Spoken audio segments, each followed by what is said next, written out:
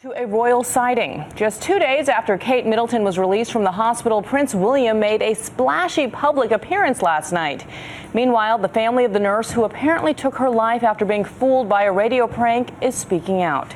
ABC's Jeffrey Kofman is in London with the latest. Good morning, Jeffrey.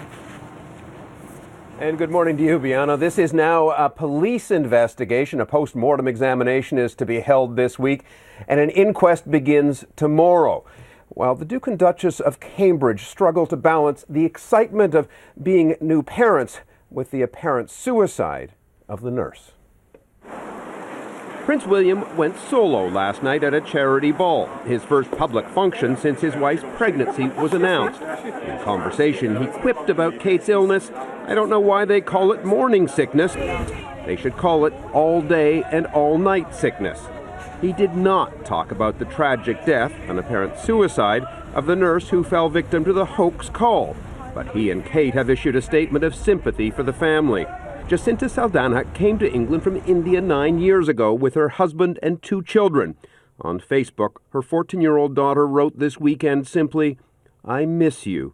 I love you." Saldanha worked as a nurse at King Edward VII Private Hospital for 4 years. Her family lives 100 miles away in Bristol. While on shift, she slept in a residence for nurses. With no receptionist on duty overnight, she answered the prank call and put it through. Oh, hello there. Could I please speak to Kate, please, my granddaughter? Oh, yes, just hold on, ma'am. The embarrassment and humiliation appear to have driven her to suicide. For Kate, it is yet another test of her new life as a very public royal. In September, a tabloid photographer using an extremely long lens photographed her topless on a private vacation. While she understood what she was taking on, I think that there have been a couple of things that will have made them go, oh my goodness, we didn't really necessarily think that it was going to be this bad in this day and age. It is sounding uncomfortably like the life of her late mother-in-law, Princess Diana, who was hounded by the media. We have just learned that William has canceled a public appearance tonight.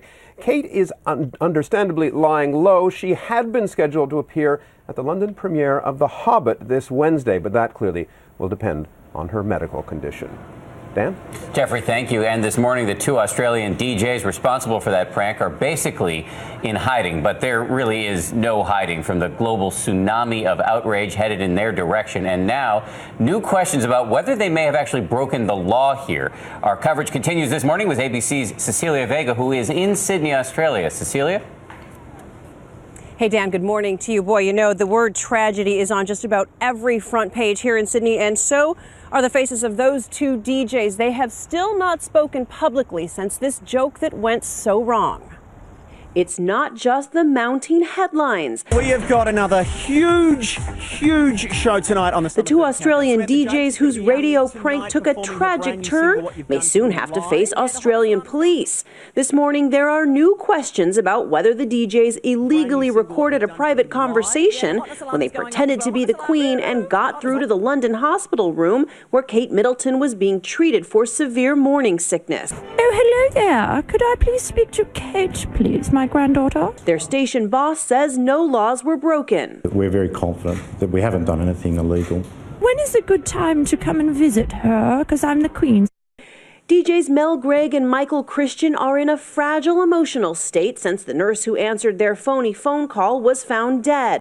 Station executives say the pair is now seeking the help of counselors. These people aren't machines, they're human beings. The DJs are in hiding, their Facebook and Twitter accounts now dark. Yes, we are right now at Spitfire. Online, the criticism goes on, even from the likes of Kelly Osbourne, who tweeted they should be put in prison. But on the streets of Sydney, Australians we met seemed more forgiving. Some people are saying, that they should be held criminally responsible or that they should be fired. Any of those? No, I think Australians have a very dry sense of humour and it was only meant for just a joke, but I think they've just taken it too far. I kind of feel bad for them. They were doing the laughs and everything. They didn't mean to hurt anybody. Well, the DJs are expected to reach out to the nurse's family, and a spokeswoman for the radio station tells us that we will probably be hearing them make a public statement, likely sometime this week. Dan and Bianna? So interesting to hear the public reaction there as opposed to in the rest of the world. Try a bit Cecilia, mixed. thank you.